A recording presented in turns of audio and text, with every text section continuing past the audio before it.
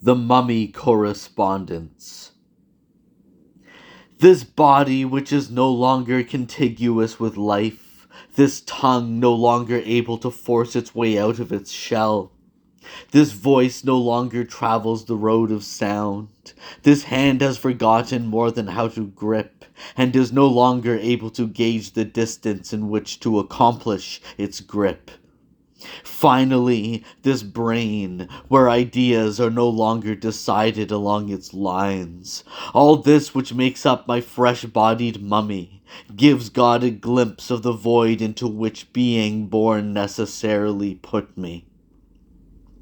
Neither is my life complete, but nor have I completely aborted death. Physically, I do not exist, owing to this massacred, incomplete body, no longer able to nourish my thoughts.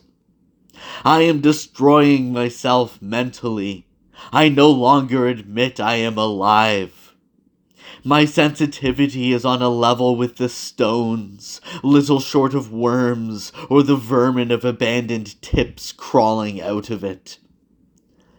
But this death is much more rarefied. This multiple death of myself comes from a sort of rarefication of my flesh. My intellect is bloodless. The nightmare squid shoots out all its ink, clogging the mind's outlets, and this blood has even lost its veins, the flesh being insensitive to the knife edge. Essential fire still circulates from top to bottom of this furrowed, uncompacted flesh. Lucidity hourly kindles the fire's coals, uniting life and its flowers.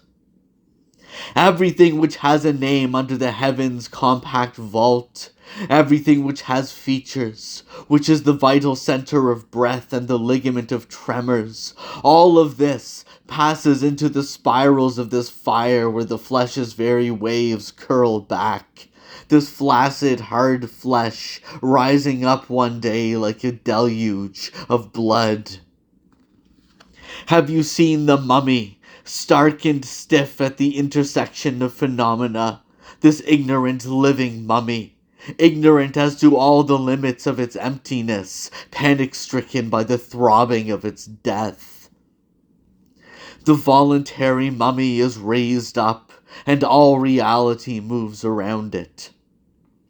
And consciousness, like a firebrand, runs through the entire field of its compelled virtuality. There is bodily loss in this mummy, and there is complete incapability to conjure up this body in the melancholy speech of its intellectual flesh.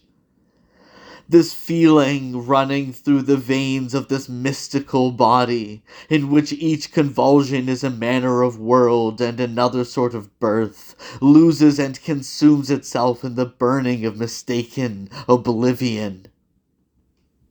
Oh, to be the foster father of this suspicion, the multiplier of such engendering, and this world in its pleasures, and its flowering consequences.